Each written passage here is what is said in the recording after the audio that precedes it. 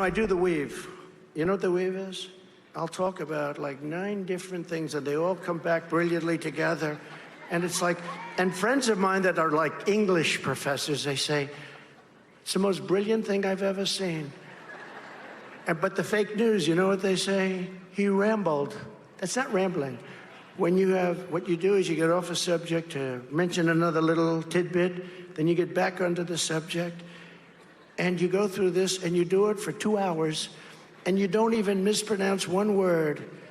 That is Donald Trump telling a crowd in Pennsylvania the other day, rambling incoherently, actually part of a brilliant strategy he calls the weave, Joe. I like how he sort of, he lays it out like it's from a beautiful mind, like he's seeing things the rest of us don't see, and all the pieces of the puzzle are moving together. And I also love the idea that he famously surrounds himself with English professors from our finest institutions. Well, yeah, I mean, it only makes sense because, after all, his great-great-uncle went to MIT. Yeah. Yeah, it's kind of like when I'm walking down to the street, you know, in New York. I'm actually walking down 6th Avenue, and I trip and fall and hit my head, and I get up and go, I meant to do that. I meant to do that. No, I didn't. Oh, man. I didn't mean to do that. I just tripped and fell. It also gets to the truth, Jonathan, that everything is in his head. He hears all the criticism. He hears that he's rambling too much, so he projects and gets at it right away and tries to explain it away to a crowd who doesn't know what he's talking about. Yeah, he has to respond to everything that is written or said about him. He's undoubtedly watching right now, angry that we're talking about the weave. And he had been recent weeks with President Biden. President Biden dropping out of the race, the focus was suddenly squarely on Donald Trump's age, Donald Trump's gaffes, his misstatements and rambling in these rallies. So, of course, he has to hit back and invent something known as the weave to justify what he's done. Almost selling it like a stand-up comedian who has a multi-part act, and who like brings home the punchline, 3 jokes later, referring to an old one. That callback, that's what Trump claims he's doing here.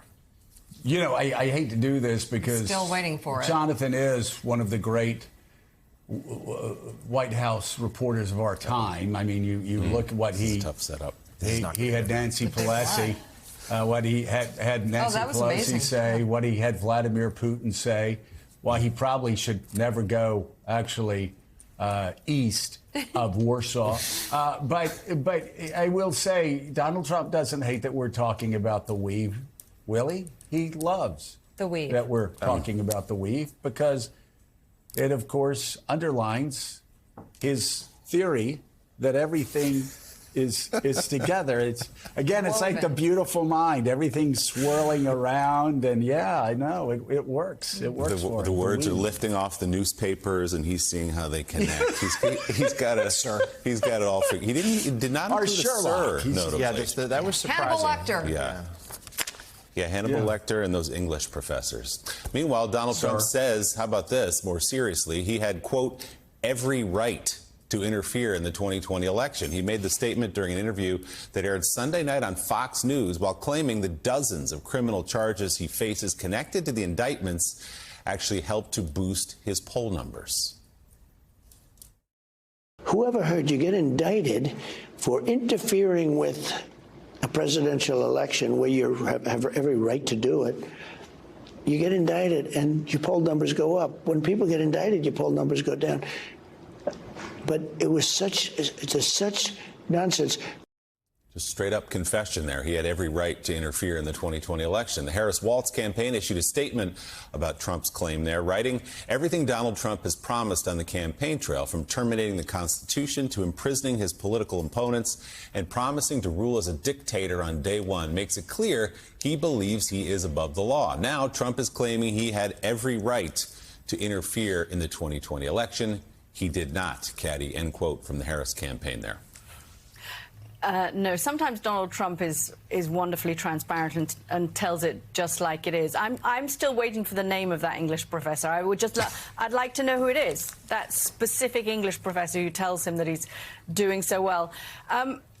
He's in a moment where clearly he still has not figured out, after 5 weeks, 6 weeks of Kamala Harris being the Democratic nominee, how to take her on. And I think when we, see him throwing out twists in his abortion line, in his immigration line, it is a reflection. Donald Trump is transparent, and when he does things like that, I think it reflects how he is trying to find something. He's trying to find some form of attack against her.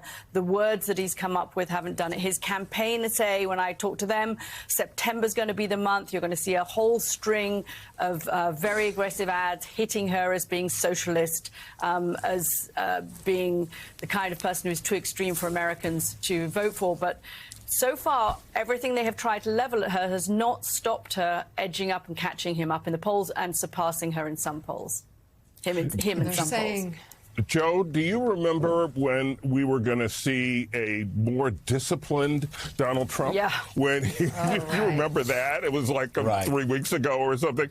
He was going to stick to the issues. He was stick to the economy and national security and try to, and that way he was going to win.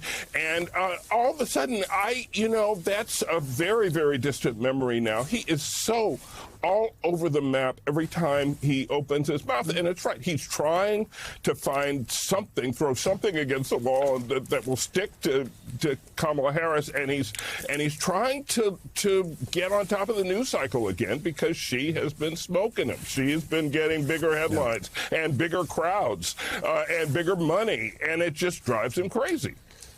Well, what's so sad is there are actually commentators out there. There are people in the mainstream media who suggest that this, switching on abortion, switching on immigration, the thuggishness at Arlington is all part of some grand 3D chess that Donald Trump is playing. And it's nothing but it's pathetic apologists, even in the mainstream media, for Donald Trump. And the fact is that everything they're doing is not working. They're saying Kamala Harris, the first attack was Kamala Harris is a left-wing socialist, right? Now they're attacking her for being moderate. Oh, she's changing all of her positions. She's now a moderate. We can't allow her to be a moderate, as they're announcing to voters that she's a moderate. And then that leads them to the flip-flop attack. And then, you're right, Gene, this disciplined, this new Trump, he goes out and he says that he's going to be the biggest champion of women's reproductive rights. God. He undercuts the Florida 6-week abortion ban, says he's voting against it. He says he's voting for the legalization of marijuana in Florida, right? And then he says, we need more immigrants. We need more immigrants because AI and all this stuff.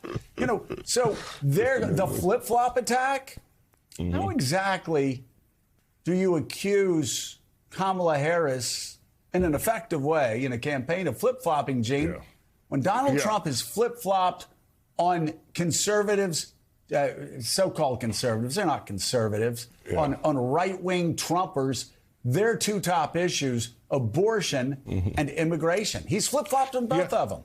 Yeah, and now he's flip-flopping in the same sentence, right?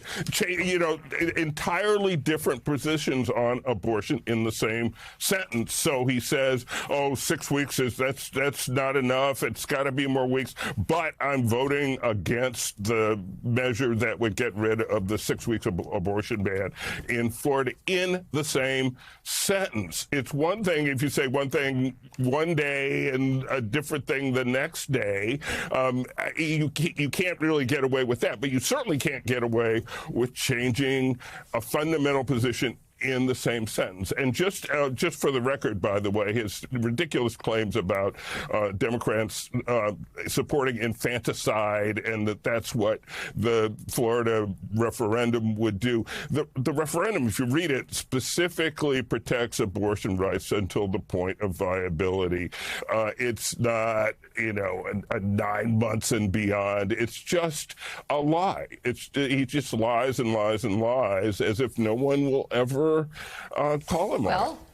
On certain networks and websites, and you will not hear the lies. You will not hear that it's a lie. And, of course, this all comes from a man who is the reason Roe was overturned. He takes credit for that, and that has made life for women in the United States less healthy, and for some women, a living hell. Well, thank you. The thing is, though, when you're running, if you have a position, you embrace that position. When you start running away from it, and then running back to it, and running away from it, you cause more concern. And Willie brought this up before, Mika. The pro-life community has supported Donald Trump. And then after 22, he blamed the pro-life community for the 2022 losses. He said the overturning of Roe was stupid, that it was bad politically. And now he's going back and forth. So if there were somebody that said, you know what, I don't like Donald Trump. He's, an evangelical. He's unchristlike. He's really terrible to people all around him. If that's what they're saying, but I'll vote for him because of abortion. And then he does what he's doing now. You freeze some of those people who do what some people I know in 2020 did. They just stayed home.